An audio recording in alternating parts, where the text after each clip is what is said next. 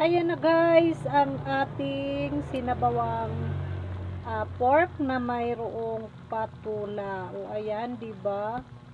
Para mayroon na ring gulay, may sabaw o instant na. Ayan guys. Ang sarap ng aking sinabawang patula. O ayan. Tapos ang wala tong mga ano guys, asin lang talaga 'yan kasi gusto natin ng healthy. Masabaw talaga pag ang patula ang ano, ang nilalagay. Kasi kunti lang naman to kunti lang. Kaso, syempre, hugasan natin ng patula, sumisip-sip pala siya ng tubig. O, ayan guys, di ba? Luto na ang aking pork na mayroong patula.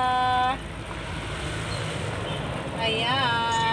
Yan lang ang aming simpleng ulam. Province life. Ayan. Ganito lang kasimple. Okay na, happy na, masarap pa, healthy pa. Ayan.